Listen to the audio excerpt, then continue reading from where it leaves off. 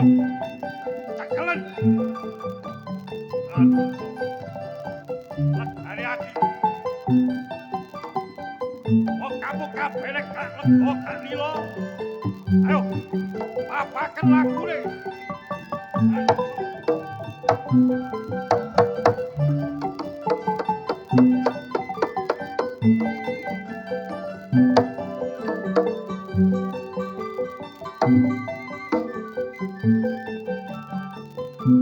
Gak ngono sih.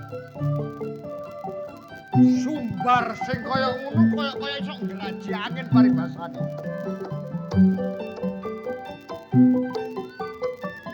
Awakmu sing gawe ontran-ontran nang tlatah Lamongan gini, Bro.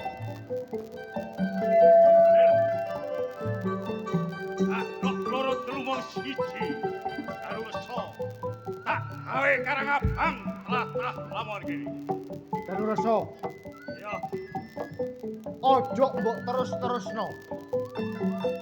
Gawe derdah ing tlatah Lamongan gini. wis tak siati tak kancati. Paham. Ayo. Nek kepingin nyekel karo so. Tak sembah Idri Prabu. Karo rasa Ya, kon sumbar sing kaya ngono oleh. Ning ojo ning ngarepe Yerso. Nek awakmu sumbar sing kaya ngono, Yerso bakal gak nerimakno kaya ngono.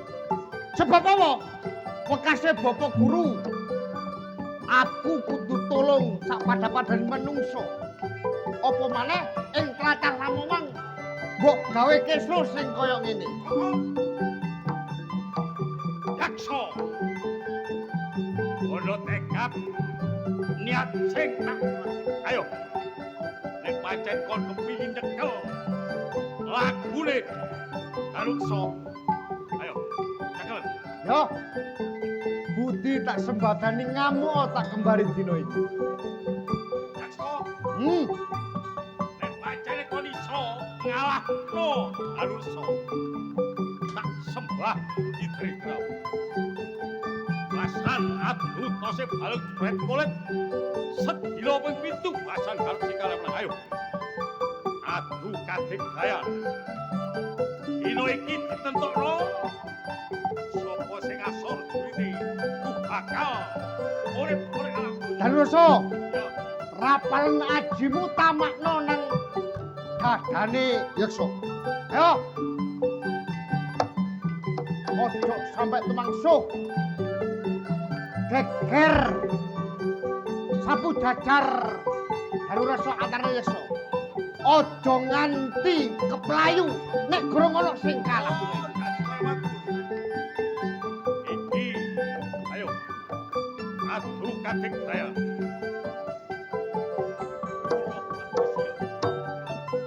Yo, ayo, tukuran siang.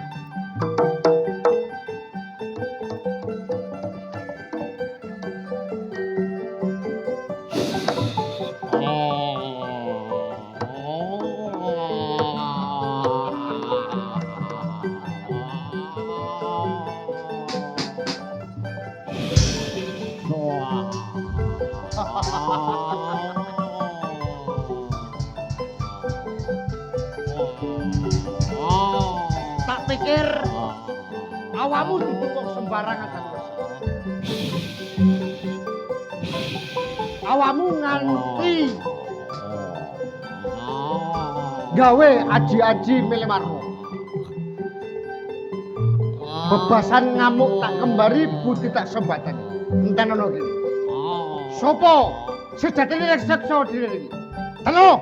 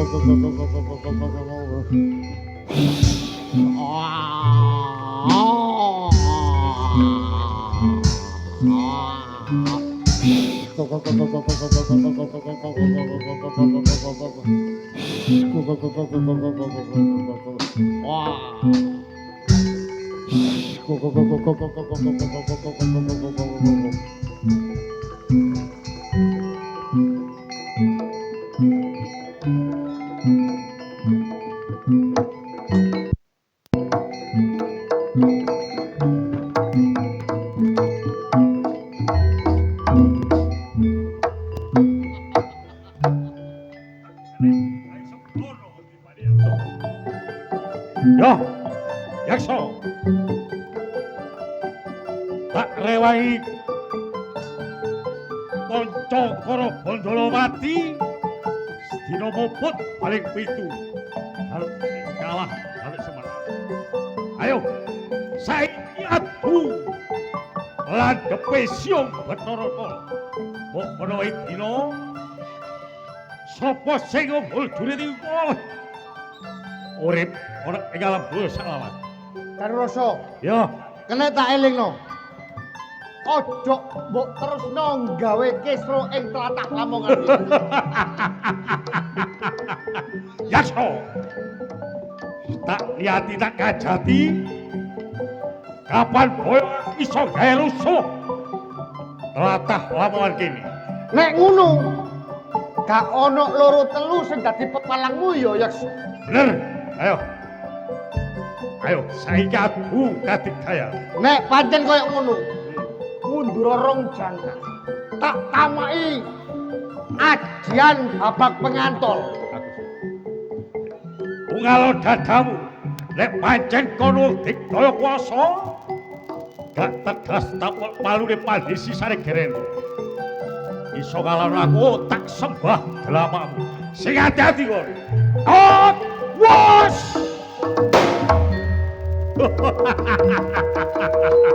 Motor.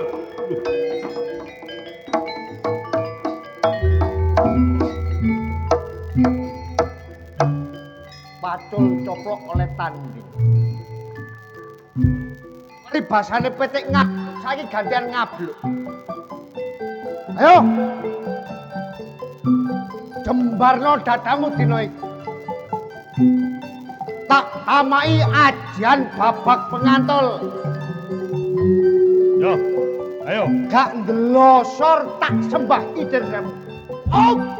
Iya!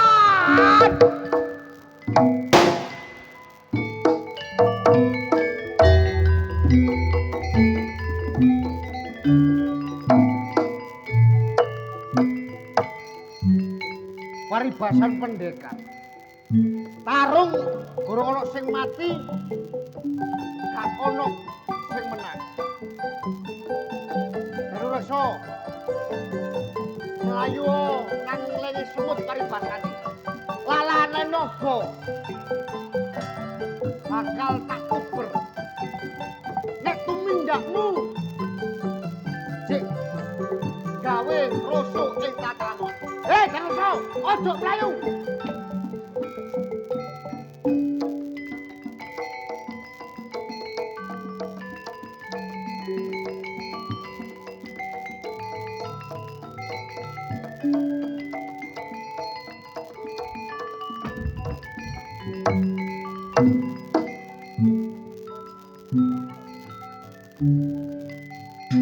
Tibane yaksa gak kena didoli sembrono.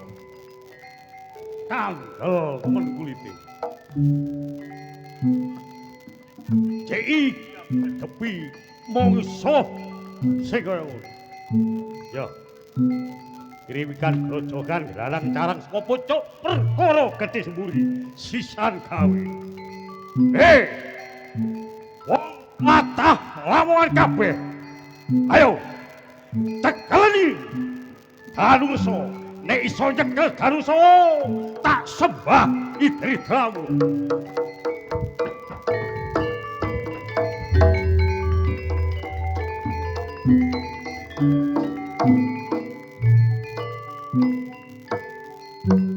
Sapa iki? Pekedak pekidu. Enak anggonku Sunggari yaksa wong sak tlatah Lamongan. Dadak awakmu sing medhenges nang ngarepku. Iki pawongan. Sumbarmu kaya iso mecah-mecahno jagat. Malang-malang kaya walang sing pamer sotang. Danuris. Yo. Di sana. Kok ngerti? Kok ngerti aku? Danusa.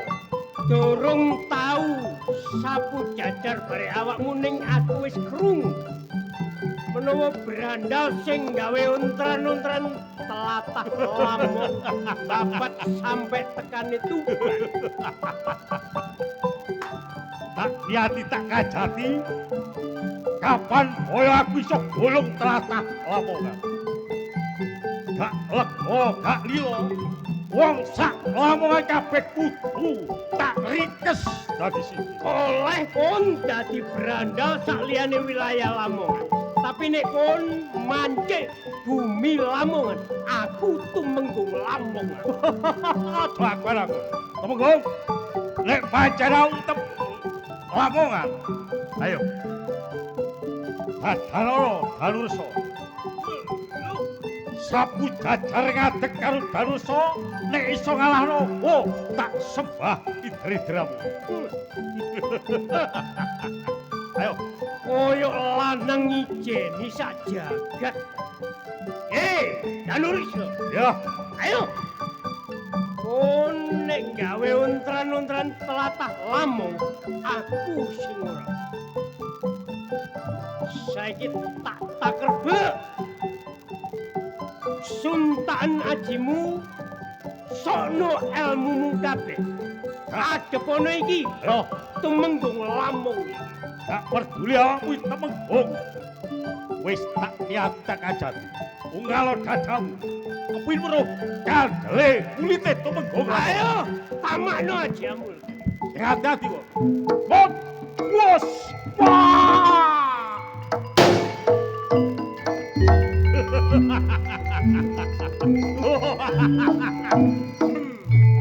Sakmono kandele. Cek kandel-kandele kulite kodhok, ngerti kok? Loh.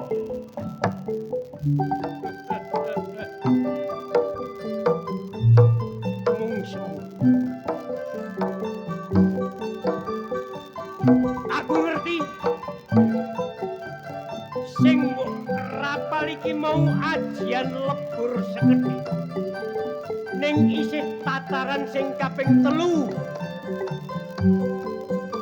Durung bisa mbiblek kulite tumenggung Lamong. Ayo, maju. Iki dino awakmu leleno. Ya, aku seko semene awakmu ojo gawe ontran-ontran ing Wis iki tak pian kajan tak terusno. Oh, sing dadi karepmu. Ayo, temenan. yo, Danus, yo, ngono bareng. oleh kon ngadepi penduduk kawula sak Lamongan oleh. Ning nek kon ketemu barek tumenggung Lamong, ibarate macan ketemu. Wes, gak peduli. Ayo, sudeng kadek ayo kabeh. Ayo. Tak kadaran. Sontoyu Walto petik Yudha Taru, Basan petik Genteng Abluk. Sopo sing bakal adep alune? Tak ungkuri nek kuat Ayo. aku gelem nyembah Kitri. Kadal. Terus. Terus.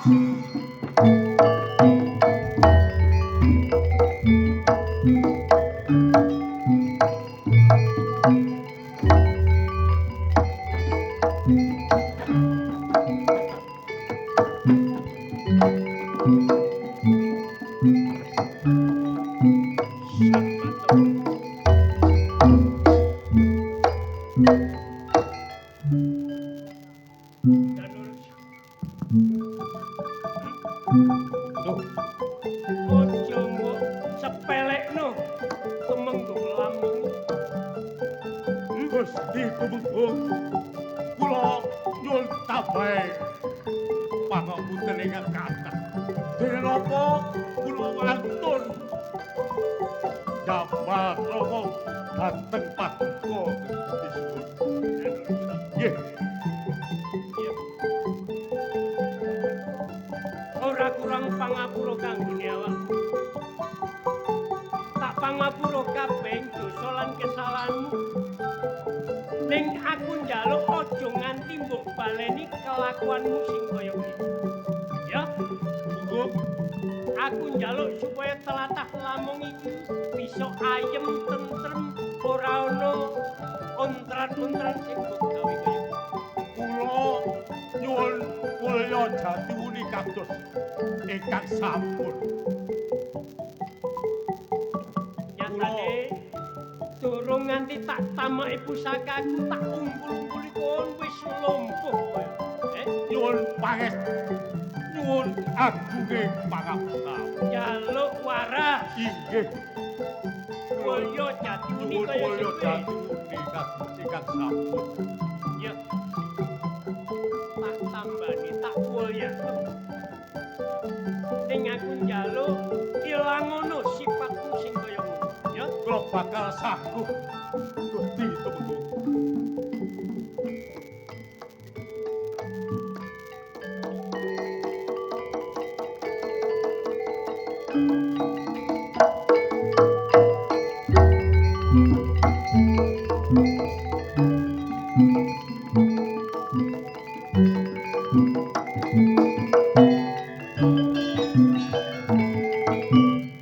Matur suwun sanget kula. Danulis. Saiki apa sing ana sak jeroning atimu? Gagasanmu sakwise awakmu tak pulihno kaya Kula saderenge matur kula nyuwun agunge pangasawi rumiyin. Dene napa kula wantun nyayah wantun dalam balakrama kalih paduka. ngene Danulis. Nggih. Ora akeh sing tak jaluk manyang sliramu. Ya, Nggih. aku njaluk supaya wilayah Lampung iki tetep ayem tentrem ora ana rubeda. Ngeten kula badhe matur kalih paduka. Iya, Nek lilekul semono kula pun gadahi panemu, gadahi pemanggih. Sok sinten mawon sing saged ngawonaken kula. Sok sinten mawon ingkang saged nyadaraken kula bakal suwita dhateng ingkang nyadaraken kula, ingkang ngawonaken kula. Kula badhe ngawula. kowe bakal bekti marang Inggih, kula badal anu ngawula ngoten. Dhateng paduka Gusti. Danulis. Nggih. Ya. Tak tampa nek sliramu wis nduweni pamikiran sing kaya. Kowe saiki tak angkat dadi abdi ana ing Katemunggungan Lampung. Matur suwun ingkang sak Ning ngene, kata-kata. kowe ora susah sowan ana ing Pendopo Lampung. Dados Kowe mengatur. saiki bali yo.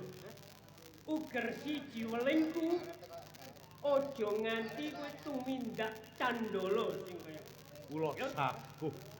Inggih. rewang-rewang ana tentremno laladan ing Lamongan. Ya? Dados mekaten Gusti Suwun. Ya, sawaya-waya mengko aku sing bakal teka menyang papan padunungan. Wis ngerti? Inggih, Eling ya. inggih, kula badhe eling-eling katen sak lawas-lawas. Yen kaya ngono Nggih. tak tinggal luwih dhisik. Pikiran sing luwih jero nek sekirane awakmu tetep dadi berandal, mengko aku sing ngadepi awak. Oh, dados mekaten.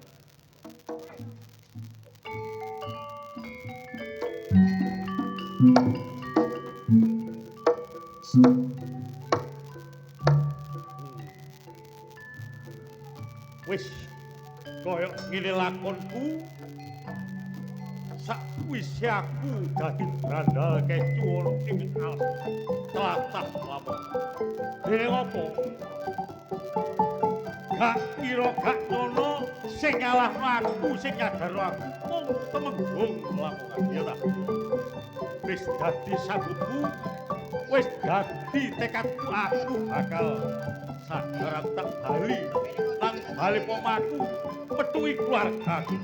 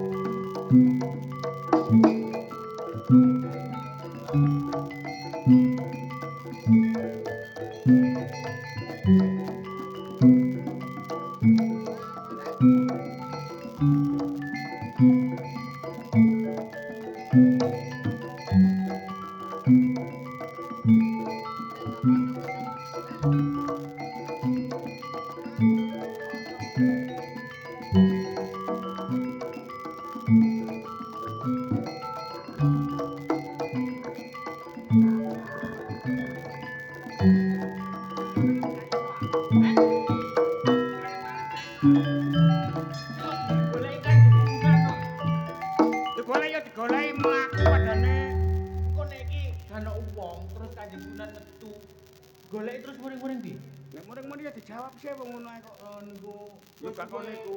melok Kanjeng Sunan yo Masih ali Sunan. bengkong ae gak ngerti. Lah ngancene Kanjeng Sunan oleh mulang ya dhewe-dhewe. Mulang opo yo gak wong mulang kabeh murid kabeh. Ate beda-bedakno, Kanjeng Sunan ku beda-bedakno. Lah kok iso beda-bedakne lho. Wong murid padha muridé ndi sing ganteng, ndi sing elek mbok dipadha ae. Loh, yo gak ngono tapi Kanjeng Sunan iku ngerti ndi murid iku sing tanggap, sing pinter. Masih aku ya tanggap. Kalau tanggap apa? Ya tanggap. Nyatane kon yamono yamene lho. Nek yo nun kaemu lho, Kel. Apa? Ibaratnya ali bengkong el kono gak ero padahal ngajine Kanjeng Sunan melok Kanjeng Sunan wis suwe ndepok nggih kene lho. Gak iso ali bengkong kok gak iso kenduren lah wis. Hah? Ya apa ya, Pak? Masih gak iso ali bengkong lho gak apa-apa sing penting iso kenduren. Buktine Sabto iku meguru pirang-pirang taun trimo iso ngono ya iso dadi. Oh, yo jane kon ku kemalan badokan. Ya gak kemalan badokan. Jajane Jeng Sunan Giri ya kudu ngerti iki rek bogel iki anyene kemampuane sakmene dikeki sakmene mbok dikeki apa ta apa? Dikai apa kabeh Jeng Sunan ambek murid-e ku adil gak bedak-bedakno. Ya sadi Ya, gak kok. gak adil. Buktine awakmu dikeki aku ya gak. Gak apa-apa. Lah apa sadi? Biasa. Biasa ae. Kok awakmu kok atik ngomong-ngomong adat sih? Masalah aja atik ngono aku lak izin sih. Sing pinter iku awakmu dudu aku. Nah, apa sih adik ngono? Oh, jadi nyembah-nyembah gak oleh. Kok nambah aku kanca. Iya biasa ae karo kancane dhewe. Mang mula kono niku ya ngene iki lho. Jeng Sunane pilih kasih. Pilih kasih asline. Kanok buntute, kanok buntute. Noleo. Kenger, gulune kenger, gulune kenger. Siap oke. Gawe tegal lo. Balik kanan, brak. Balik kanan. Iku gak balik kanan. Nang apa? Iku mumet. Baris bebannya dihitung 1, 2, 3. Ngono lho. Kon nate ngono-ngono lha apa sih kon? Siap, brak. Balik kanan, brak. Piye? 1, 1 2 3. Innalillahi wa inna ilaihi raji'un. Geblak kowe sithik e.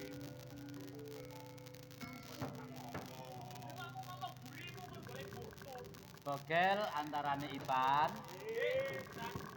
Tak sawang kait mau kok olehmu geguyonan katon gayeng. Iki lho, wis gak guyon nonton lek guyon. Iki sing nemen guyone sampe jeburno wong. Guyon ya guyon ning ana wayahe ana nggon-nggonane. Sing hati-hati. Aja nganti gawe cilakane liyan. Iki lho, Apa oh? anu jeburno wong mau. Wah, Gak melok. apa maneh ngeneki bab kewajiban. Kejaba kowe sakloro iki nyinau ana ing Giri Kedaton kene, kowe ya tak wenehi kapitayan supaya melu ngrewang-rewangi anane bot repote sakjroning Giri Kedaton kene. Apa ngiseni kolah, apa wayahe masak, apa kanggo resik-resik pesantren, apa nyepakne sing bakal digawe ngaji, iku tak pasrahno marang kowe sakloron.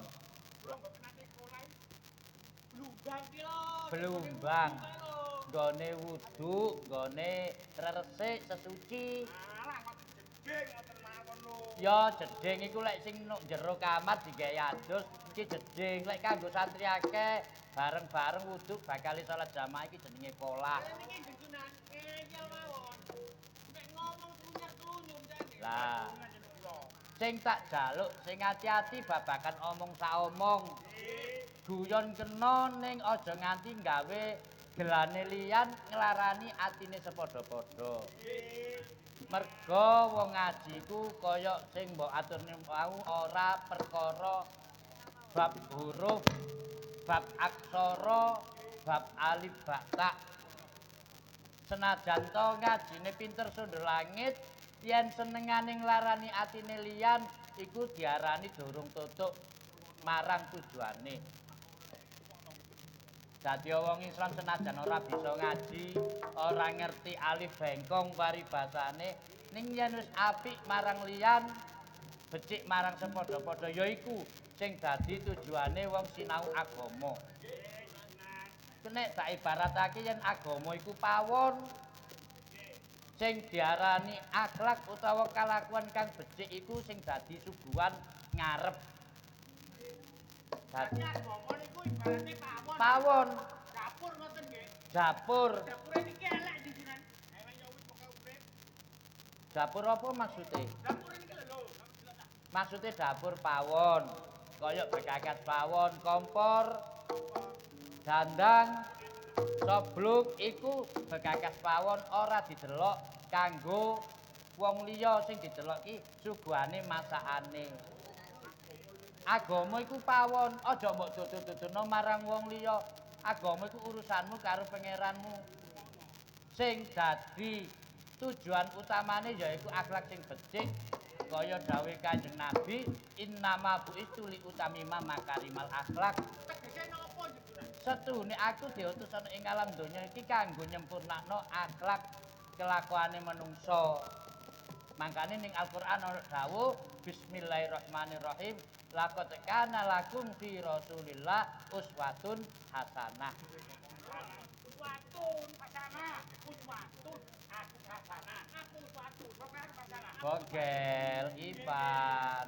Uswatun hasanah iku aksara siji. Loro kang manunggal dadi sawiji diarani conto kang becik. Tegese yen kowe kepingin dadi kelakuan sing apik, kudu nyontoh kabecikan sing ana ing anggane Gusti Kanjeng Nabi. Ngono maksude Njeng Sunan iki. Ngene ya, Bogel karo Ipan iki siji gawe loro gawe. Ing dinan iki Njeng Sunan Giri iki arep ana pasewakan ana ing Demak Bintara.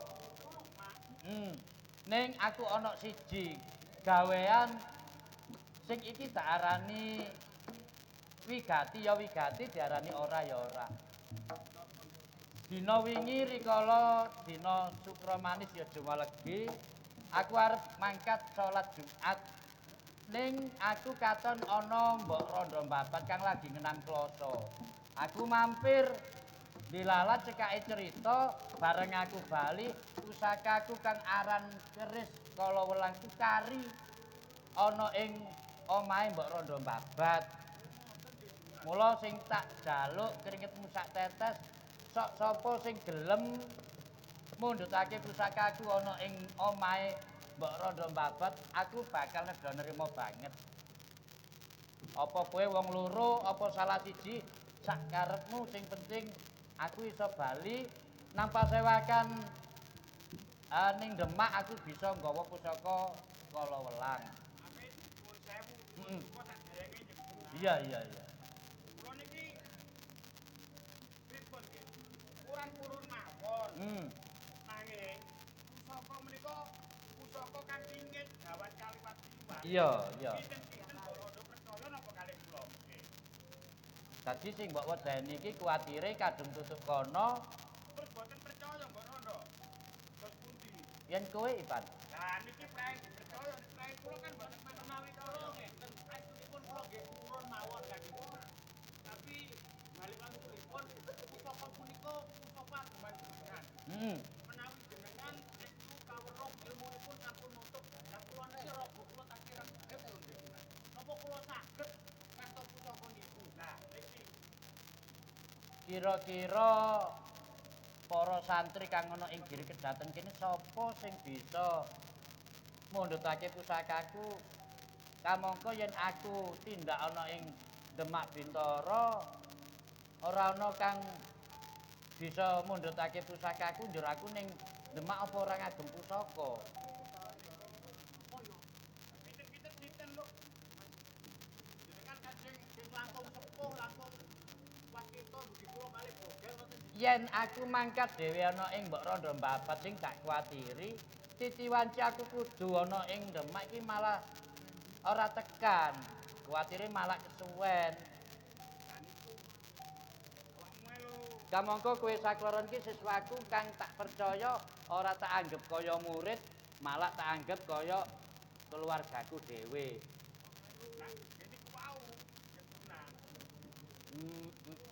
Sapa kira-kira ya?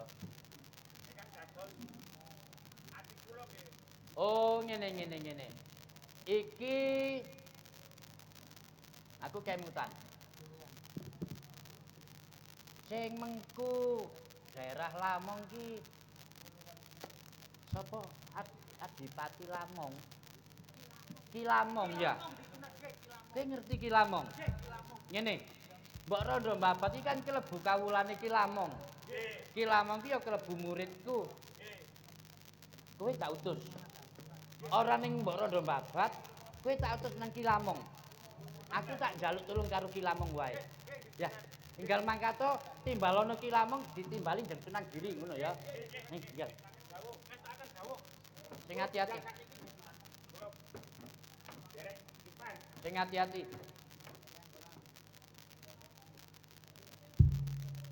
Pancen bener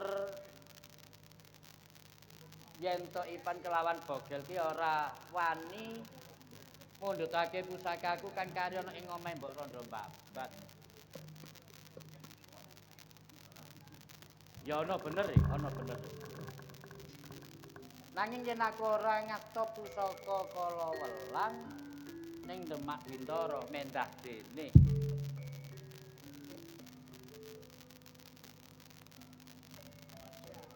Waalaikumsalam warahmatullahi wabarakatuh. Ki Lamong padha becik sane Rangger. Alhamdulillah.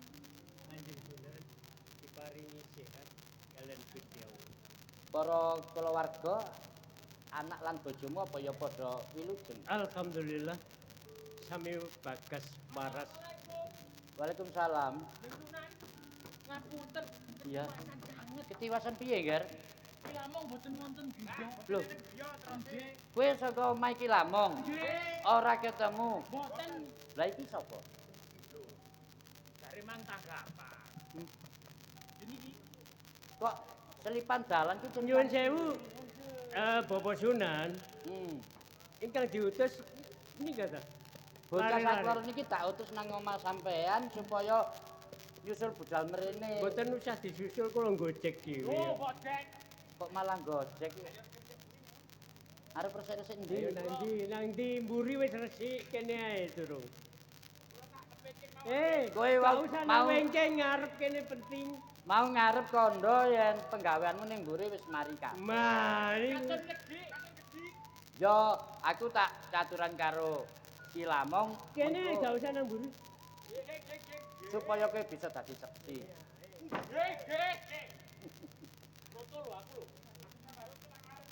Ayo.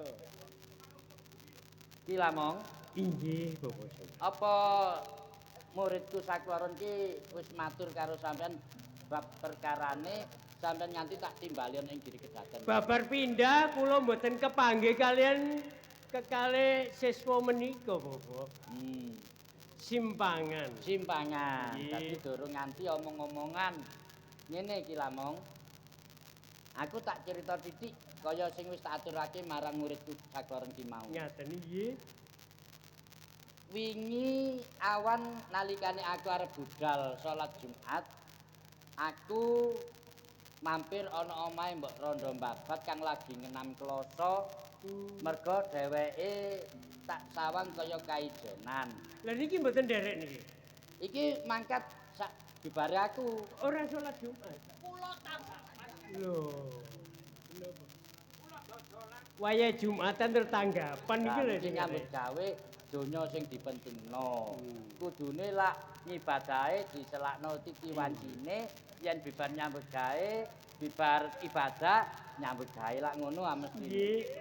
Kedahipun ngaten Bapak Junan nggih. Lajeng menapa? Cekake cerita pusakaku ki kari ana ing omahe Mbok Rondo Babat kang aran Pusaka Kalawelang.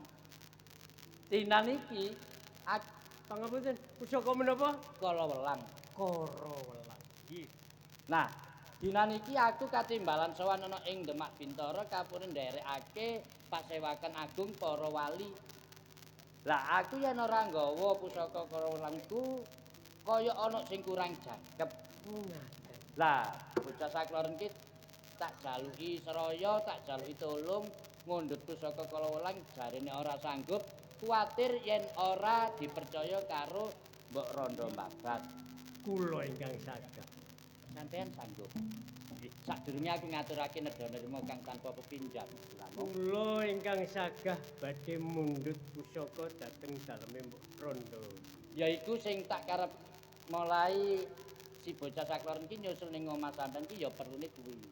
Mila nedha nerima sadurunge yen sampean wis nyanggupi apa kang dadi kekarepanku, aku matur nuwun sanget. Nggih, Bapak Sunan. Mangke menawi panjenengan tindak dhateng Demak menika diajak lho nggih. Oh. Pun ngantos kanton wonten Depok mriki. Kaya ngono. Wonten Giri mboten diajak dhateng Demak. Nggih. Mangke wonten Sarasyan Agung piyambakipun saged ngangsu kawruh wonten mriku. Niki Tetep menawi melok. diajak ning pasewakan ngono alasane ki ana ae ngono lho. Tanggapan. Dadi aku iki ora mangerteni apa ya tenan apa bujukan ngono iki.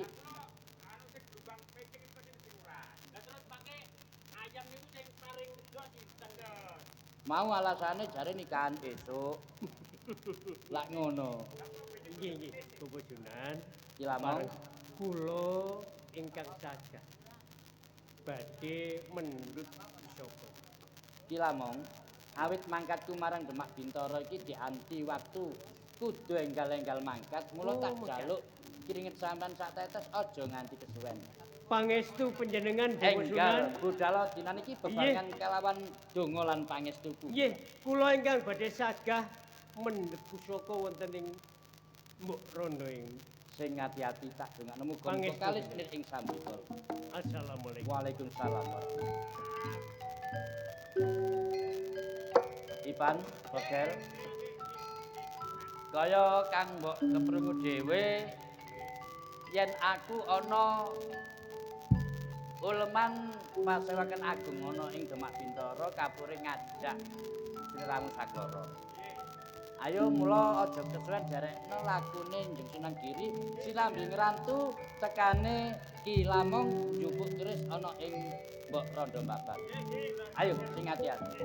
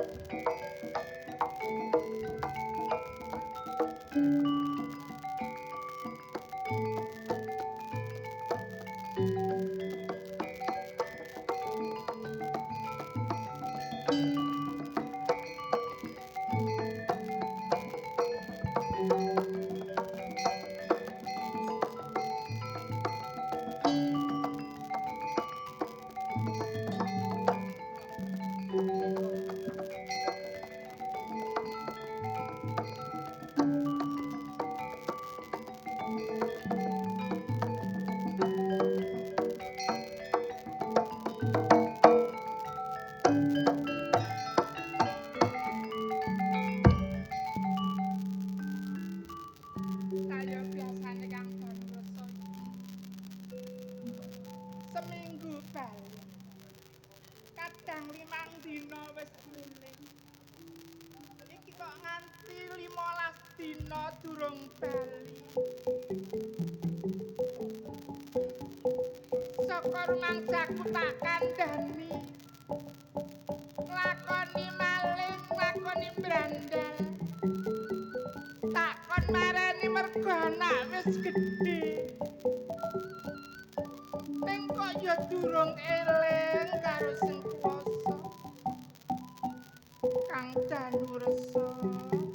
Mbok manut omongane bojo sithik wae. Aku kepengin bojoku ki nglakoni barang sing becik. Ora gawe cintrakane wong liya. Jeneng aku wong wadon digolekno apa wae aku gelem. Diblonjo pira wae aku manut. Ning kenang apa Kang Danursa kok ora gelem. Muga omong aku babar pisan. Lah yo padha karo magri anake wedok. Wis gedhi. Umpamane nek gelem pengen duwe bojo pengen rapi. Bapake tukang maling.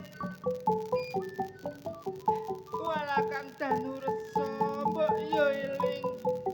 Bali yo Kang. Iki tak pikir wis meh 20 dina durung bali. Ana ngendi Kang Danursa? Aku bingung Kang mikirno peno Kang Danursa.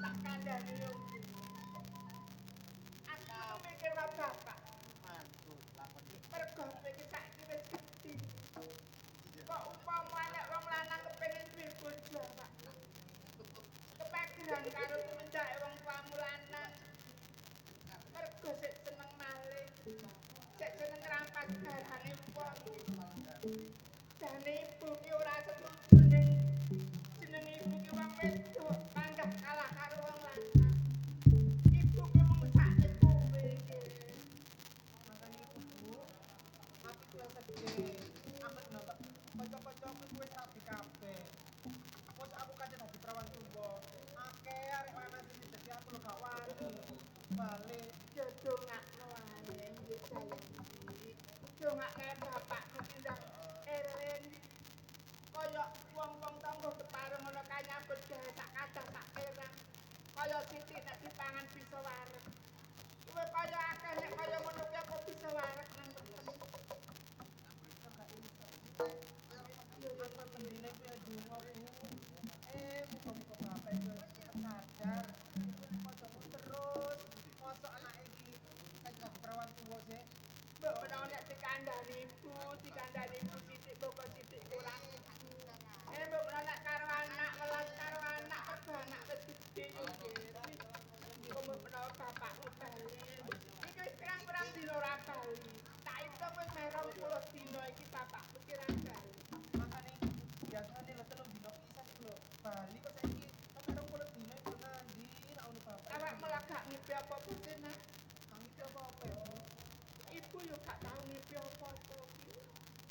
Aku sing ngipi. Kamu gak kan apa-apa ya Bu? Ya iya, ibu ngipi sampai dimono dus. Loh. Ya apa iku Bu? Impane kok Ya aneh. iki imanane wong kakean turu. Walah le, kok sampe gedhe. Iki mut-mutan iki lho. Wong ngipi jenenge wong iki rena-rena nduk. Iki sih Bu. Masih tak libur-libur mang omong aku koyo ngene iki sik tambah kelingan bapakmu. Oh jenenge koyo ngapa ki bojo. Anane anak awakmu yo mergo nek bapakmu. Tapi bapak mosok gak ngerti kok piye. Ah gak mungkin. Bapakmu ki nek kate wong wedok ora mungkin senengane lanang padha lanang. Lho. Aja minta Bu apa iku kok. Ibu ora tau ndek cemburu nek karo bapakmu. Makane ku aku eling-eling. Bapak iku mandi nek ono. Belum dino pisan iku mule. Gawe jajan biasane kan. Lah sampe 20 dina iku gak boleh-boleh lho nandi. Lah iya kok gak eling anake, gak Gak eling eling aku, gak eling ibu. Mas umpama ora duwe kaya ya wis bali ya gak apa-apa ora tak seneni kok nggih. Bener Bu. Ngene iki apa Bu? Lah iya. Wong loro. Ya wis diarep-arep kok ayo dipikir ae bapakmu kendang mulih ben ora kasan nang tengah alas. Tapi aja dipikir nemen-nemen Bu. Sampe gak loro Bu. Awakmu durung nglakoni duwe bojo kok. Nek wis nglakoni kowe kaya ibu. Tinggal wong lanang 5 dina ngono rasane rasa wis lah. Bener sih omongan ibu. Soalnya aku di perawan loh. Tapi aku kepen rapi Bu. Tapi arek lanang-lanang gak wani. Terus aku kudu ya apa Bu? Ya ngene lho nggih sayang. Perkara kuwi ora tak pikir dhisik, sing penting sinau. Iki dawa murid Bu. Iki kan Ngrasani aku. tak rasane ngene muluk-muluk. Kira-kira nek gak ngrasani aku sak bendinane wadul anake ngelek-ngelekno bapakne. Bojo ki nek lunga ora bali-bali pantas dirasani. Arep dipet ora ngrasani ya ora kuat. Baline bojoku sok kapan ya bojoku ndak bali. Ngene Bu. Tak rewangi berandal kecu. Iki tak gawe nyuwargakno keluargaku. Ngono lho. Aku ngerti nang bali. Sama nyambut gawe brandal ngetu malih sak pitunggalane kuwi kanggo anak bojo. Kanggo buktek aku karo anak. Sing tak. Tak jare. Nyawamu anak. Apa anake? Anakku saiki wis gedhe. Wis pojok. Kira-kira apa ora magri anakmu to kang lakumu kaya ngono iku. Coba pikir. Anakku ayu niru bapakne. Yo to? Lah lek atik arek lanang gak pencut karo anakku minger kiblate. Ngono lho. Sing tak maksud ku ngene lho. Anggonmu malih mbok yo dileren. Aku wis trimo kok, Kang. Ora kok blonjo, mate kok blonjo sithik aku trimo. Ora kanggo kesepete kena nggo malah sabene.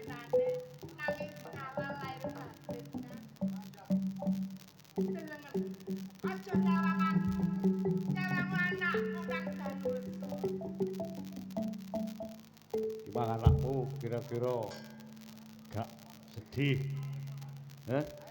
Gak seneng ndelok aku iso oleh bondo donya kanggo nyukupi keluarga, kanggo sandangan kabeh kira-kira gak seneng, Pak. Seneng kan? Seneng. Seprono nganti sprene iki tak pangani tak sandang. Kuwi anggonmu nyambut gawe brandal malih. Ning nek biyen ayo sik cilik kan, Jayanti. Saiki wis gedhe. Saiki wis gedhe kan kok aku sing pikiran apa dipakri bapake mergo lakune ngono kuwi yo mbok yo leren kok kan. Wis tak pangan-pangane ning omah aku trimo kan. Iku temen ta. Omongan sing iku temen ta. Jayanti bareng iso nrimo aku nyambut gawe sak olehe, nyambut gawe sawah basane mereman macul golek kayu. Kira-kira iso nrimo kaya Bedhe dadaku aku nrimo kan nek iso mari lair batin nek seneng kan. lahir tumesi batin. Jayanti gak izin duwe bapak mereman macul golek kayu nang tengah alas.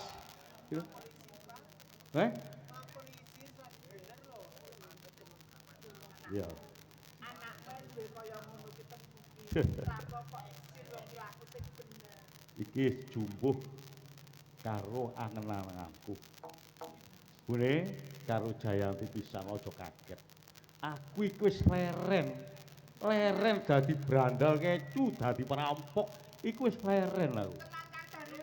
Temenan. Wis leren. Temen aku wis leren, Dik. Aku seneng atiku nelongso pikirku kan. Aja kuwatir aku wis leren temen, Dik. Tenan yo Kang. Iya, aku wis leren, aku tak nyambut gawe sak oleh-oleh. Apa maneh awakmu sekeloro iki gelem nrimo apa anane aku. Tenan lahir batin leren yo Kang. Iya, iya. Gelemin aku nganti nangis kan. Jangan gelem leren. Aja kuwatir. Awakmu rino wengi nangis lho. Kaya ngene drewesan sampak guru kok ngene awake. Iya sudah. Tak tinggal iku jek ketok menor semok dadak saiki. Sudah kene berarti mikir aku ya. Ya siji mikir bojo pepindho arang-arang Kang. Iya ajane aku yo kangen kok Dik karo iki. Iya iya. Ya. Bapakku kelemari. Wis aku tak leren, aku insap aku. Ngono. Iya, insap aku. Syukur pakai duwe lakon limang waktu kan nebus dosa. Oh, dadi kaya mangkono. Iya iya, kok menawa iki wis dadi dalanku iso nrimo pandume Gusti kang akara jagat ya tak turuti awakmu. Kira-kira Jayanti saiki guru di pacar to? Dereng lho, Pak. Kaya napa? Wonten kare lanang badhe nyedhek balik awani. Wedi karo bapakne. Kali bapakku. Iya iya iya iya. Aja kuwatir, aku saiki wis leren, aku wis isap kapan boyo urip mulya sak keluarga kabeh. Babah aku nyambut gawe sak anane. Matur nuwun Iya. yo Kang. Lahir batin aku berarti tumut nek kundunga. Aku wis isap temen, aku wis isap kapok, aku wis dadi brandal kecu perampok wis tak lerenane. Oh ya no ya ini hitungane kaya aku brandal kecu yo. Yo dadine kaya ngene. Bapakmu ketoke mari tenan kok. Wis Kodok Jawa mesti dosa wis sanjung. wis wedi dosa, wedi karma. Mbok menawa besok aku cek gak dadi wong sengsara uripku. Gegermu wis kok tulis kapok gak ilok. Sih, delokne gak wis tak tulis kok. Lho, wis tak tulis. Kapok gak ilok wisan, wis gak bakal. Wis janji setya bekti aku wis nglereni. Nglereni temen aku, Dik. Wis aja kuwatir, Dik. Wis adi anakmu aja kuwatir. Anakmu, lho Jayanti, aku wis leren, mbok menawa kenal arek lanang biye. Sing penting iku wis jodohmu, aku gak nglarang. Ya. Bu, Bapak tak geno kopi sik nggih, Bu. Seneng Lah ya ngono rek aku itu malah gorong ngopi balas e. Iku lho gak mampir nang warung aku. Iku lho tambah lagi kopi nggih, Pak. Iya. Oh ngono di anak wedok iku lho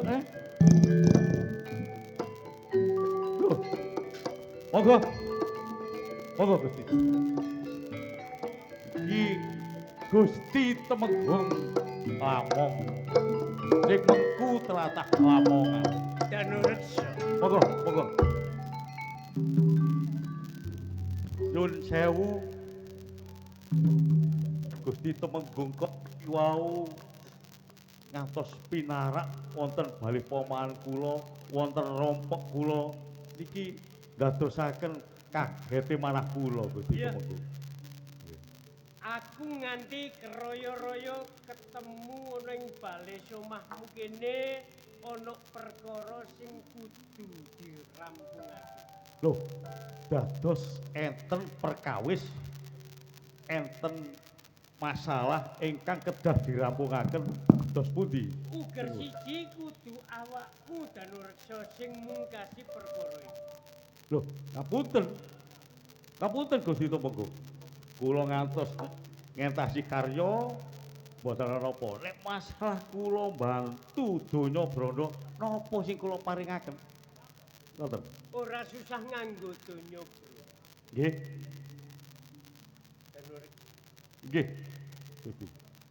Iki dina awakmu tak utus menyang pondoke Mbok Rondo Babat. Oh, ngoten lho kula wates kula. Saperlu Nggih. njupuk ananing pusaka ya sing dititipake ana ing Mbok Rondo Babat. Pusaka ingkang dititipaken kalih jenengan. Pusaka iku pusakane Ndeng Sunan. Oh, pusakane Kanjeng Sunan Giri wonten ing Mbok Rondo Babat. Teng-tengah wana. Ngene, Ngoten. Danureksa. Nggih, nggih. Ora kok aku iki ora kuwagang merantasi penggawean iki. Nggih. Ning iki jejiban iki tak tibake awakmu mergo awakmu wis dadi abdiku. Nggih. Aku njaluk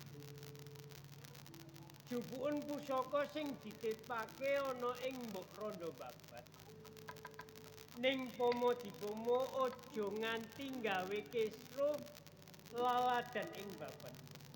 Sendika dawuh Temenan. Gusti Temenggung. Nggih, kula sagah. Danureksa. Nggih. Sepisan maneh ya ojo nganti mengko kawula-kawula ing babat iku ngonangi awakmu sing gawe kisruh ana ing laladan Lamong kene. Dados pengaten lho Gusti Temenggung. Jaluk Nggih. jupuken pusaka sing ditipake ana ing Mbok Rondo. Nggih, kula sagah mendhet. Ya. Dinten menapa kula bidal? Ora susah colok lintang sambung obor paribasane mumpung iki dina-dina sing becik enggal budala tak pangestoni muga-muga awakmu kalis ing sambita. Oh, dados. Sing dadi sepuki bojomu. Nggih, niki rakyat kula. Aku njaluk Nggih. kringete sak tetes bojomu ya. Kanggo ngayahi kewajiban. Danureksa Sing ikhlas, Dik. enggal tindakno ya. Nggih, Tak kula ranti ana ing padepokan. oh nggih, kula badhe pamit Oh. nggih kalih bojo kula. Aku balik. Oh, ngoten. Monggo, monggo.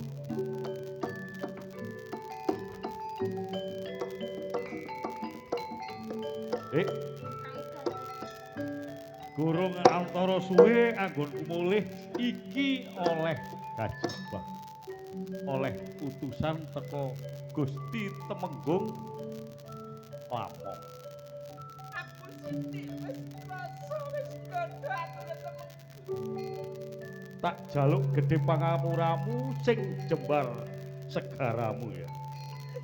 Ya aku bisa kembar segaraku kan dan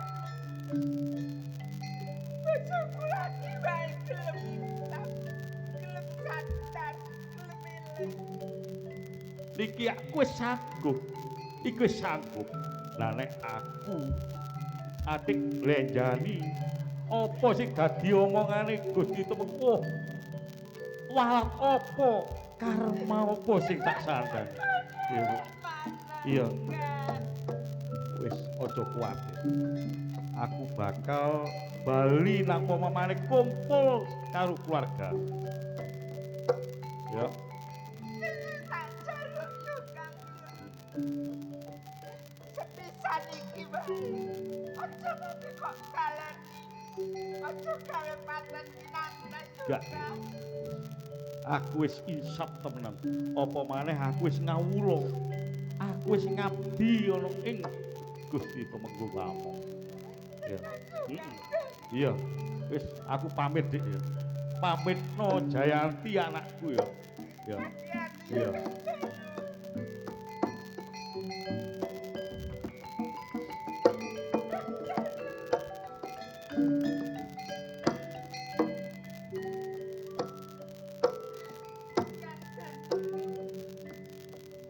Tak jaluk aja nganti lali anggonmu tembung. Wis eling marang sing kuwasa. Tembungmu sak limahku kok kepikiran. Tak tulak no teko omah. Tak lewani memuji marang Jawana bojoku bisa sandan. Bojoku bisa eling. Besok akan aku bakal sholat sembahyang tahajud jaluk donga marang sing kuwasa muga bojo bisa eling kangen.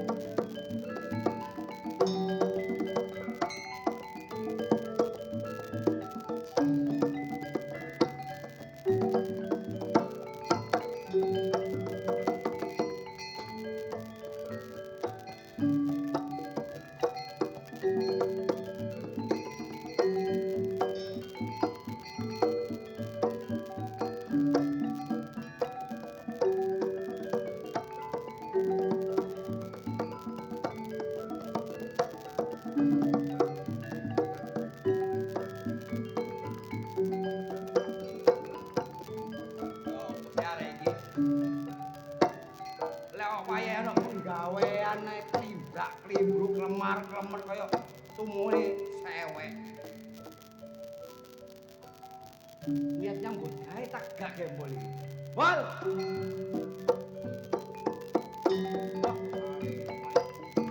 Kaya ruwung arek. Getun.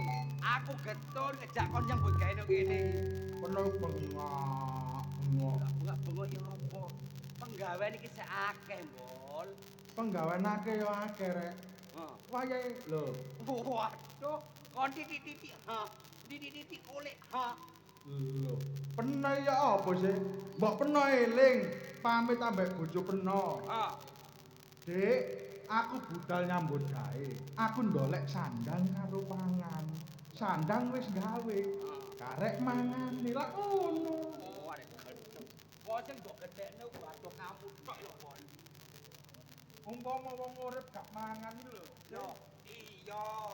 Wong urip nyambut gawe iki golek pangan. Tapi yo sing nyocok nang bare penggaweane, Rek. Lho, apa meneh? Sik. Peno karo aku nyambut gawe, Mas. Wong ket mangaku nyajak penggawean. Wis oleh piyambane tumpuk kon dimar-lemer.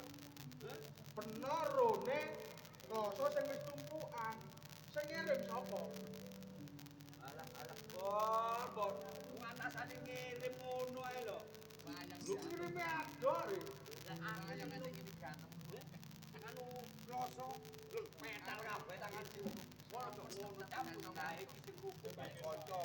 Enak sih piye kabeh, cara siji yo cara kabeh iku jeneng rumput. Tapi bener peno. Lah apa? Nyambut gawe lek rukun ambek kanca ku enak. Ah iya. Umpama ana kanca siji gak kaya ana kanca loro. Ana kanca loro gak kaya ana kanca.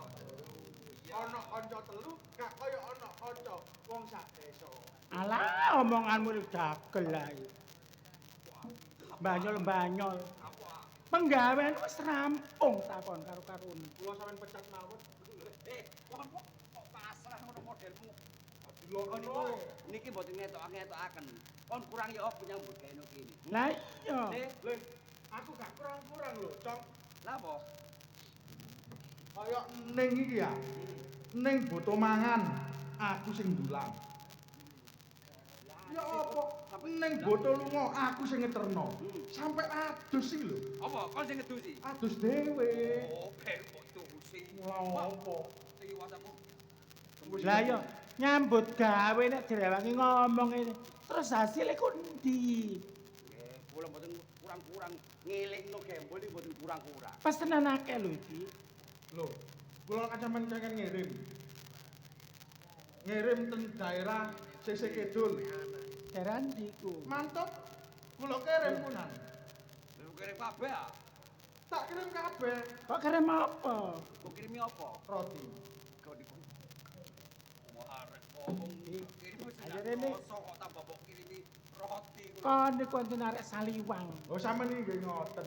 Wis nyambut gaene kirim kloso kok ditakoni kirim apa? Nggih kloso. Ya ben kon kok bliwer. Penggaweanku ya rek.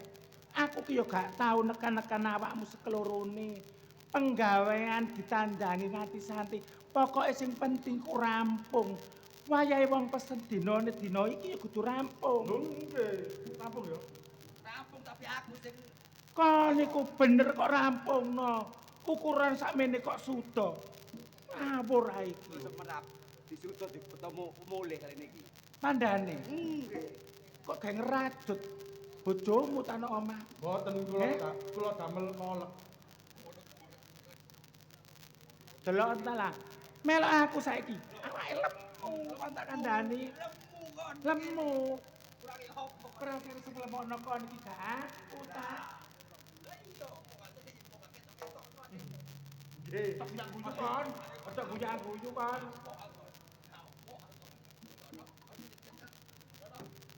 Wong dipijeti lho sok aku Ngapung lho. temen ya. Kowok. Moh. Sampeyan ngono. Kon enak celak-celuk. Hei, Rek, iki wis yamene. Penggahanmu kira-kira meneh sok rampung kagak? Oh, pun beres, lembur. Pun, kula tak nginep mriki kula. Ya wis. Wayahe turu aku tak turu aku. Sampeyan dilem. Nggih. Sampe tilem. Rampungno lho ya. Nggih. Awas lho. Napa? Kon iki dudu ya. Apa ya?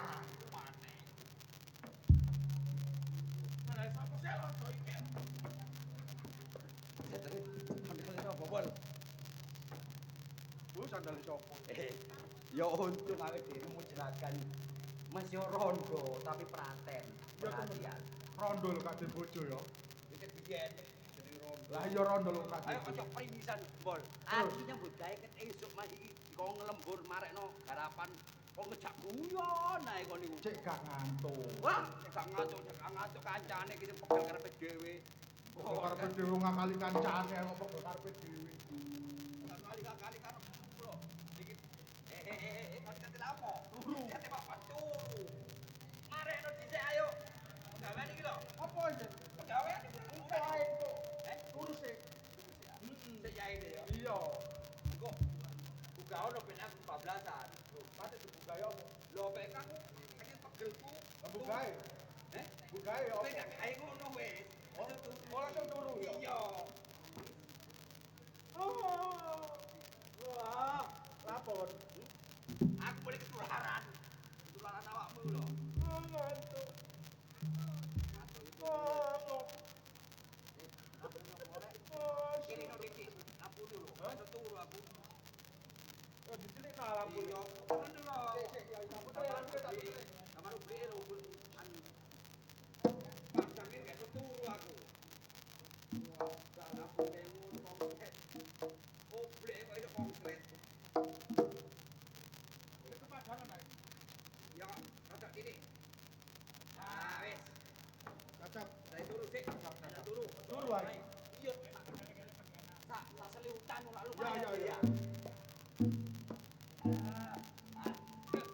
Ceker tuh, Dik. Iki sirah. Iki sirah. Boleh.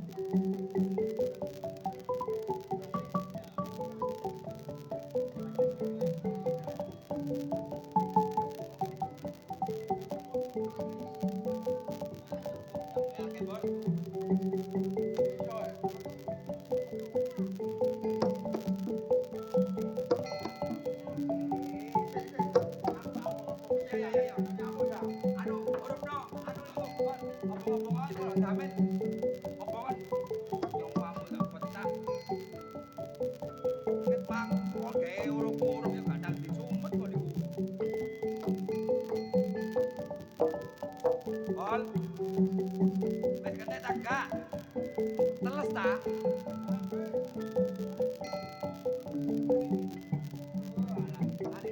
Boleh ta ya apa?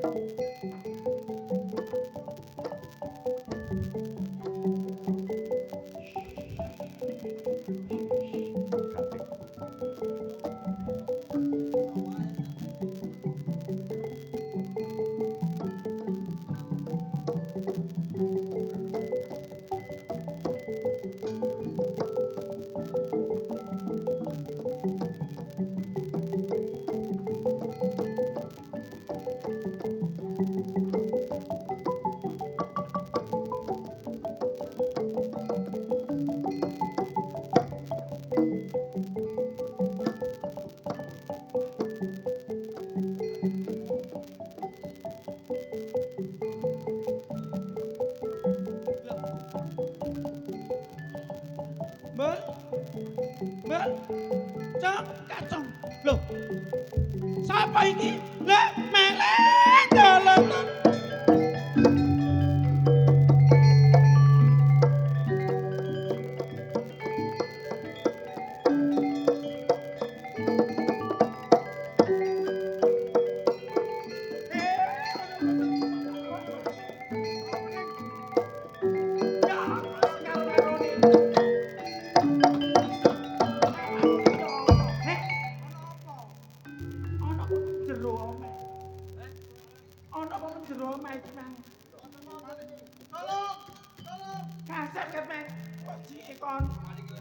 Iki wonten apa? Kula niki sampe kaget penduduk mriki. Duit sampean ilang ta? Emas.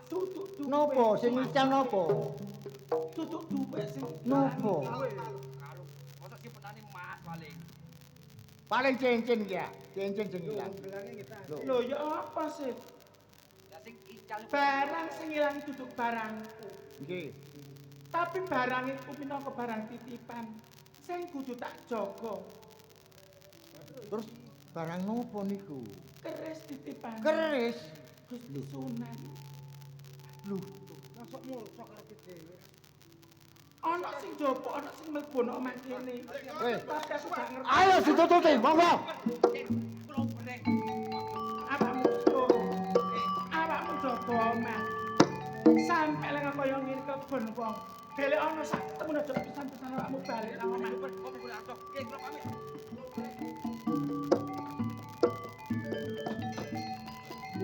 Muga-muga kumpul karo atuk iso remokno.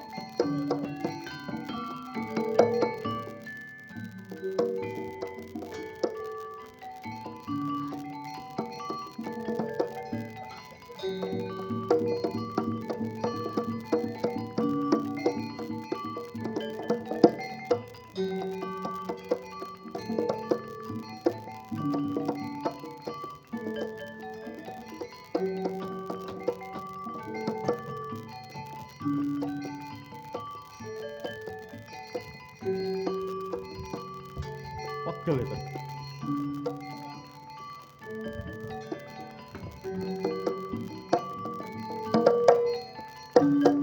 Loh. Amangka aku gaya jilelemunan. Kok jek kuwi ya wadiku. Waduh, wong kampung padha ngubrau kabeh.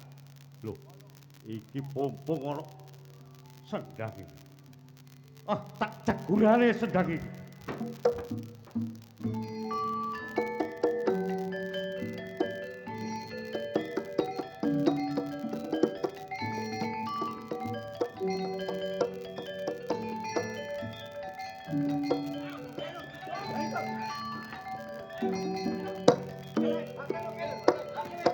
Ono ketok. Temen aku sak kelebatan nduk kene. Oh kene iki lho.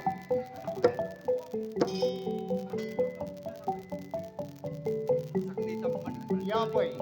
Iki mestine ngene. Hmm. Maling iki wedi Wedine. diuber karo penduduk. Ya, terus Blopo. kok Roro ilang? Kali. Ono kedung. Iya. Lho iya. Iki ono kedung. Tapi sing aneh-aneh lamun maling iki jegur nang jerone kedung. Tangi lamun ono lele sakmono kae sing antah. Kamangka lele iki ono sikile wonge wis padha mlayu. Mesine gak ngira nang kene. Ayo, turun nober. Ayo.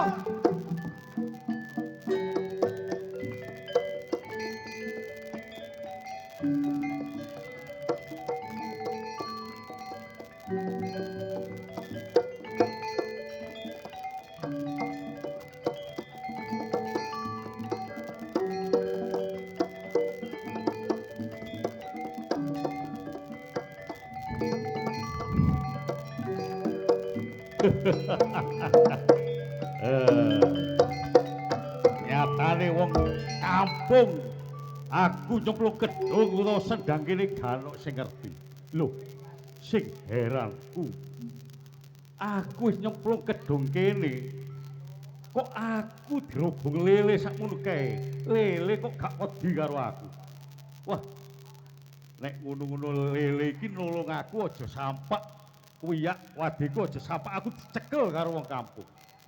Wis.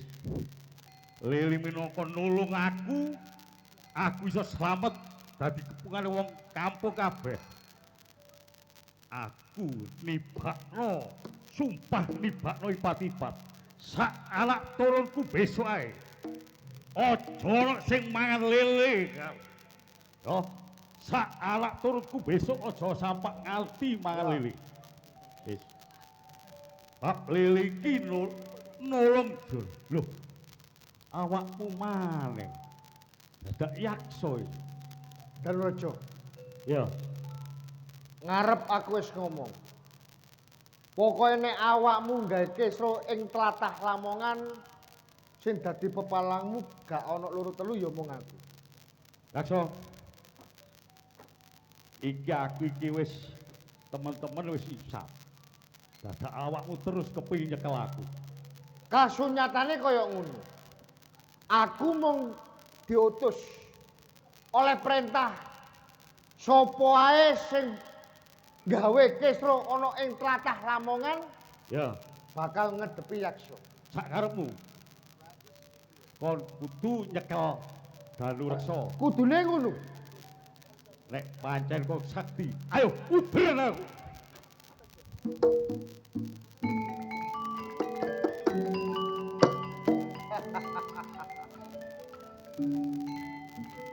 Danreja.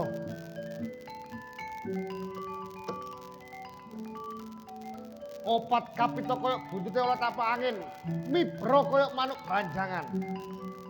Ya, melayu tutuk lengi semut paribasan. Tapi nek awakmu jek gawe kesro ana ing tlatah Lamongan. Yaksa sing bakal dadi pepalamu. Ayo, melayu nang pucuk gunung, bakal tau ber.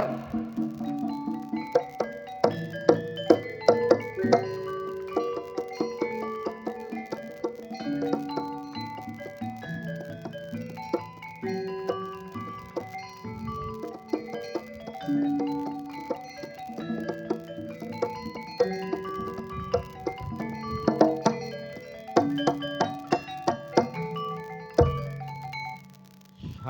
temen Yakso.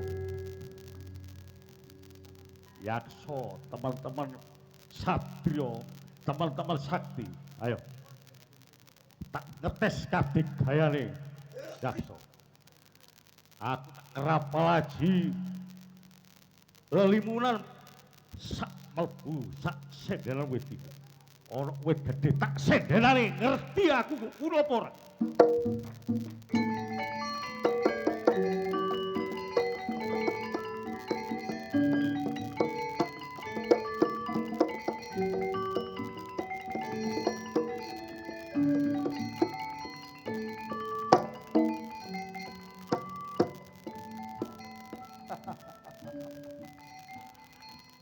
Danurejo. Mbok pikir Yakso arek cilik gak ngerteni nek awakmu ana nang sak jerone wit sing gedhe. Tak elingno. Nek pancen awakmu satriya. Ayo. Ayo metu kok. Ayo. Kepono sapu jajar barek Yakso dina iki. Yakso. Sumbarmu kaya iso ngraji langit paribasan. Ngerti yen Yakso duweni watak satriya gak bakal mateni musune saka mburi ning saka ngarep. Nanging yen ana kahanan kaya ngene, kaya ngapa anggonmu budidaya iso mateni pawongan kang aran Danureksa. Danurejo. Parang. Gak goblok-gobloko Yakso. Aku barek awakmu tak pikir padha satriyane. Nek pancen awakmu gak gelem metu teko sak jerone wit sing gedhe iki. Gak apa-apa. Aku bakal gawe rekod doyo sing gak bakal mateni awakmu teko mburi. Yakso. Nganggo cara sing kaya apa Danureksa ora bakal mundur sak jagat tanding dinane iki. Nanging aku njaluk wektu. Dinane iki aku wal saka wit sing gedhe. Saperlu masrahno. Pusaka kang minangka dadi utusane Jeng Sunan Giri. Eling Yaksa. Danureksa ugi duweni watek kesatriya. Ora bakal uwal saka janjine. Yo. Yaksa ya duweni watak kasatriya sing kaya kuwi. Bakal tak enteni. Nek pancen awakmu wis mari badarno janjimu nyetor keris iki. Ya gak apa. Sak mari nyetor keris depono sapu jajar Yaksa. Sebab awakmu cek gawe ontran-ontran gawe derdah ing tlatahmu. Ayo. Yaksa, padha-padha watak kasatriya. Tak enteni. Sampai kapane bakal tak enteni. Enteni Yaksa.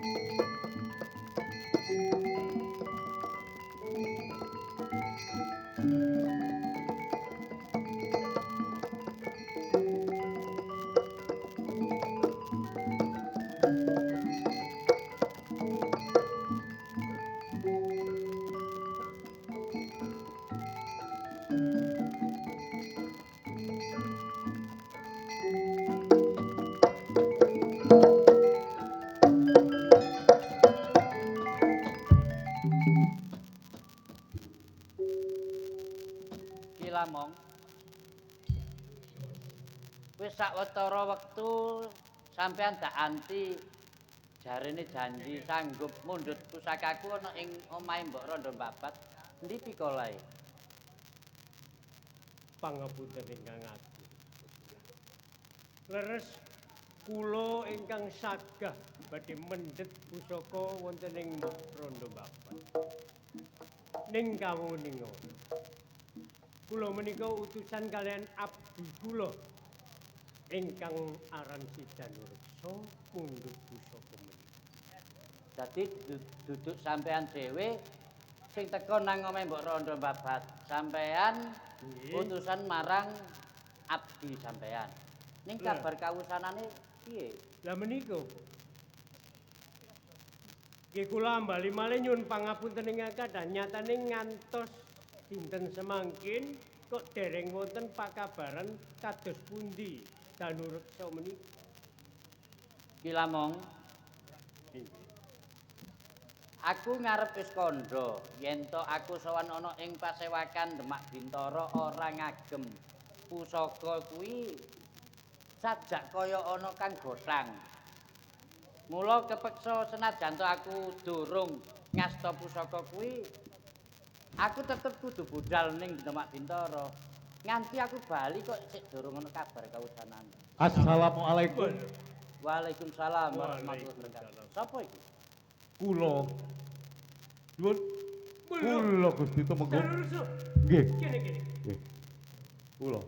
Iki sapa ki Lamong? Bapak Sunan inggih menika abdi kula ingkang aran Sidanureksa. Oh. Ingkang kula pasrahi mundhut pusaka wonten ing Mbok Rondo. Bener. Iki sinten Gusti Tumenggung? Bapak Sunan. Oh, Ki ngapunten. Danureksa. Nggih, Sunan. Ya, Nggih. ora dadi apa awit sampean sik durung nate ngerteni marang aku. Nggih, nggih. Njur nerusi apa kang dadi ature Ki Lamong sampean diutus mundhut pusaka ana ing omahe Mbok. Sampun kula sampun kasil niki. Kaya iki. Nggih, Coba. niki pusaka Atur monggo. marang. Ya. Leres. Ya iki pusaka Karawelang kang Iya, kari iya. ana ing omahe Mbok Rondo Babat Ingkang sing sampean tak utus. dhateng Mbok Rondo. Mm-mm. Boten lepat. Bener, ora luput. Nggih. Mula aku ngaturake ageng panuwun, aku ora bisa maringi piwales apa-apa mung muga-muga Gusti Allah kang bakal aweh piwales marang sampean ya Ki Danureksa. Nggih, matur suwun. Nggih, Gusti Tumenggung. Ngarep biyen aku rak wis kandha. Nggih. Ya. Jupukmu pusaka ana ing Mbok Rondo Babat iki aja nganti gawe gara-gara nganti gawe ontran-ontran kawula sababat. Sampun laksanakaken Gusti Tumenggung. Ternyata nih Kula mundhut. Mboten enten masalah napa-napa. Kula mundhut wonten ing Rondo Babat mriku. Ngoten. Dadi kula mundhut Rondo Babat sak tiyang kampung niku mboten enten sesempat. Inggih. ora ana kedadian apa-apa nalika awakmu njupuk ananing pusaka sing ana Mbok Rondo. Mboten. Adi kula tetep mundhut kan welinge Gusti Tumenggung kan cupuken. Kan ngoten. Cuput adi kula nggih kula jupuk ngoten mawon. Danureksa. Nggih. Nanging nyatane kawula sababat padha opyak, padha geger merga ngenani ilange pusaka. Kula mendhet niku wau. Ki Danureksa. Mbok colong nek ngono. Ki Lamong pangapura sing Nggih. gedhe. Aku saiki melu takon, Nggih. tak selani apa kang dadi ature Ki Lamong. Sedulur Danureksa, Nggih. sampean Nggih, Sunan. diutus Ki Lamong njupuk pusaka iki kanthi Kula mboten kula mendhet mboten beja ingkang gadah, ingkang lenggo. Dadi kula pendhet mawon. dijupuk ora kandha Nggih. tanpa idi palilahe sing nunggoni. Mboten, dadi kula pendhet ngoten. Si Mbok Rondo Babat ora mangerteni. Mboten semerep, dadi kawur-kawur kula terus maling. Kuwi nyolong jenenge Le. Ki Lamong, Pangapunten. Bapak Sunan. Lho, kula ngoten niku nyolong. kuwi diarani nyolong. Kula menika ingkang nalisir saking bener. pundhut pusaka kanthi kecolon ingkang kados mekaten. Ki Danureksa, Nggih. Ki Lamong. Samubarang ki diarani apik apa ala ki miturut tembunge. Yen to sampeyan nembung serana apik, serana becik karo Mbok Rondo, senajan dheweke ora melu duwe, ning sampeyan tetep kudu kandha yen tak utus.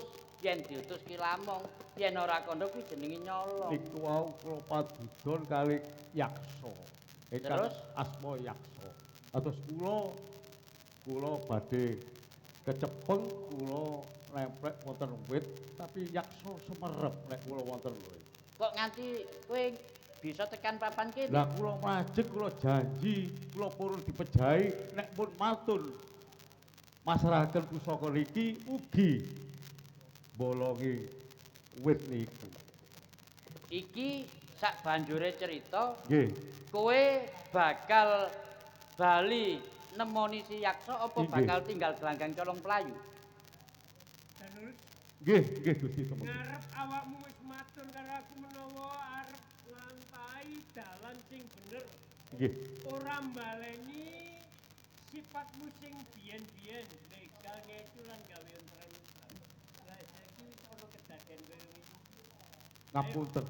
Kula lepat mbok menawi mundhut aturipun Gusti Temenggung mundhut kula nggih mundhut wonten mboten ngertos nek niku termasuk kula nyolong termasuk maling. Njur saiki piye sakwise kowe tekan kene? Nah, kula badhe manggi yaksa. Namun kula nyuwun dugine rakyat kula Njang Sunanggiri. Iki netepi darmaning kesatrianmu. Nggih, nggih. Awakmu Kula purun dipejahi kali yaksa. Ngoten. ngono. Nggih. Ning awakmu njaluk supaya tekane bojomu. Inggih kula pingin rakyat kula dugi mriki kula badhe pamit ngoten. Arep pamit ning bojomu. Nggih. Ki Lamong. Tak kira senajan to apa kang dilakoni Danureksa iki kelebu barang kang luput, colong jupuk tanpa idipalila saka sing nunggoni. Ning dheweke sik tetep duweni sifat satriya gelem bali nekani janjine senajan to bakal mungkasi uripe arep dipateni karo si yaksa. Mula tak ideni anggene kepingin ketemu karo bojone. Nek ngono tak susule. Aku njaluk tulung karo sampean pisan Ki Lamong. Aja dadi ati sampean. Kula bakal sumusul bojone si Danureksa. Hmm. Pados sowan. Iya. Nuwun pamit. Sing ati-ati. Pangestu. Ayo dianti ning kene Danureksa. Nggih. Waalaikumsalam. Waalaikumsalam. Kula ngapunten Njang Aja Sunanggiri. mbok ambali malih. Kula boten ngestos aturipun Gusti Temenggung cukup wonten sak lebete griyane Mbok Rondo babat. Lah kula pendhet aja nganti kuyak wadem. Apa Ngoten. iki bojomu? Loh. Dek. Niki nggih Sunan. Niki rakyat kula. Kene matur nuwun.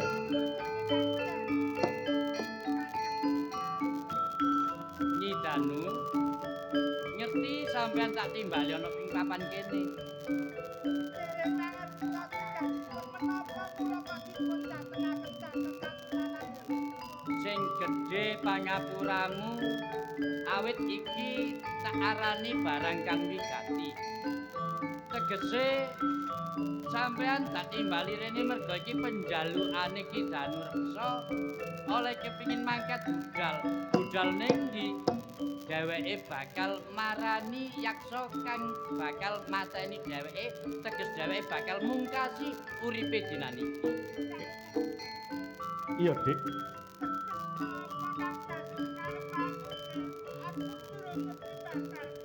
Dek, bojoku, aku njaluk pangapura karo kowe. Aku netepi jiwa kastilaku. Aku kudu metuki yaksa. Aku janji bakal metuki yaksa. Sakwise aku masrahno pusakane Njang Sunanggiri. Dek, aku pamit mati, Dek. Danureksa.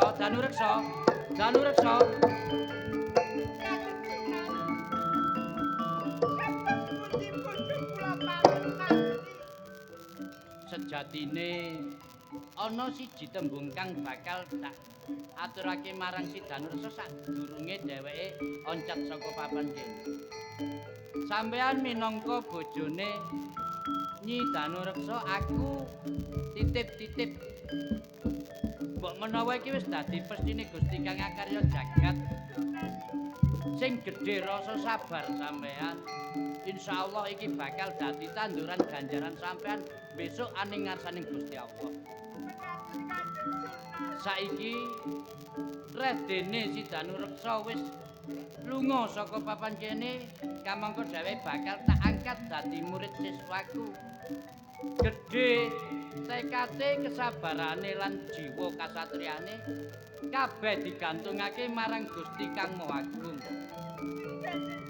Anggene dheweke gumantung marang ngasani Gusti, ora wedi marang ajal kang bakal dipapak. Mula Gusti Kang Maha panggonane gumantung kang sinebut Asmaul Husna arane As-Somad. Danureksa dinane iki tak angkat murid siswa, tak paringi aran Abdus Somad kaya mengkono. Iya. Ayo disusul kanthi panjurung donga pangestu, muga-muga Danureksa bisa dislametake. Ayo.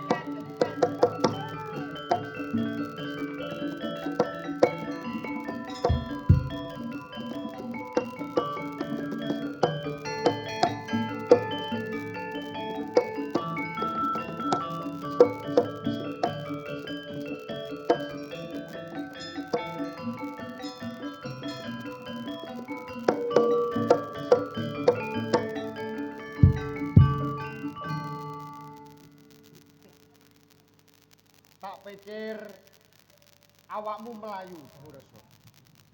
Nyatane awakmu bener-bener kasatriya. Danureksa duduk pawongane sing tinggal glandang colong payu. Danureksa duwe wateki ksatria. Dinane iki anggonmu ngrawoki wit sing gedhe. Nganti katon bolong sing kaya ngene. Mestine gampang anggonmu gawe patining Danureksa. Yaksa. Ya. Aku gak bakal dadi pengkhianat paribasane. Aku kepingin mateni awakmu senajan awakmu senidan ning nggone wit sing gedhe. Ning ayo. Iki wis titi wancimu. Mati ben gak gawe ontran-ontran maneh ning tanah lama. Rasane.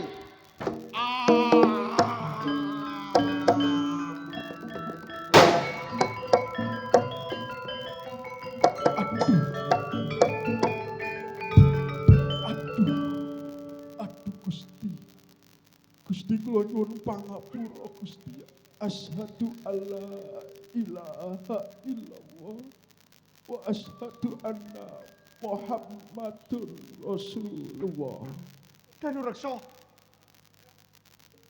Danureksa! Danureksa! Danureksa!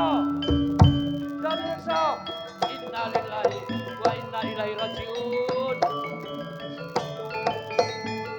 Komo Sunan.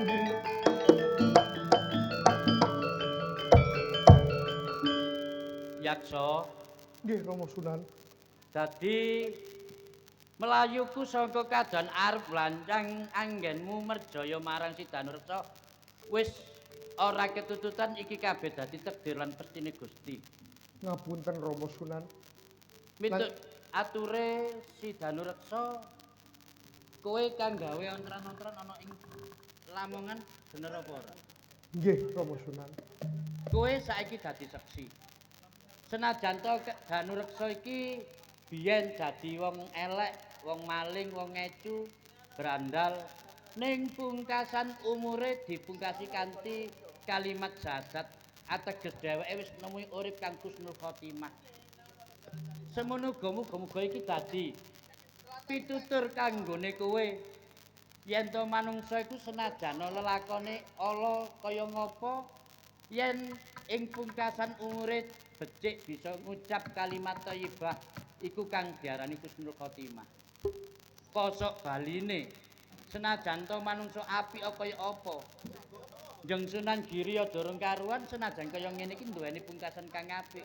Sing dibiji Gusti tumraping kawula iku pungkasane urip.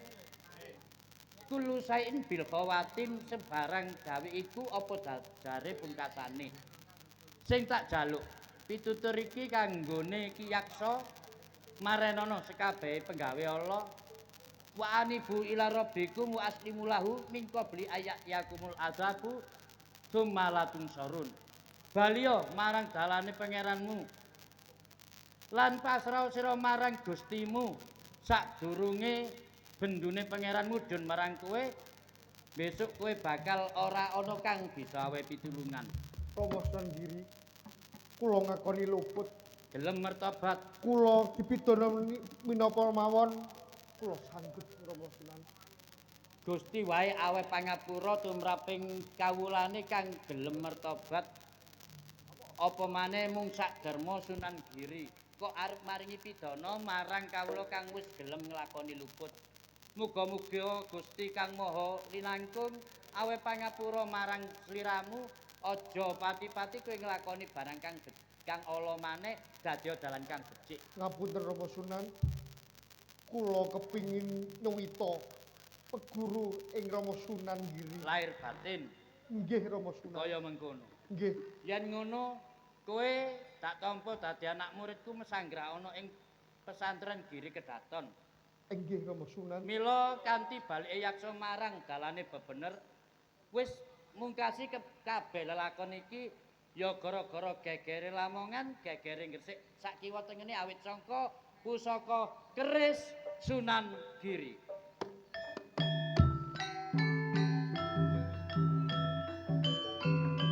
Hadirin sekalian yang berbahagia, saya di sini akan cerita keris Sunan Giri. Dari Bangun Karya Budaya mengucapkan Assalamualaikum warahmatullahi wabarakatuh. Sampai jumpa.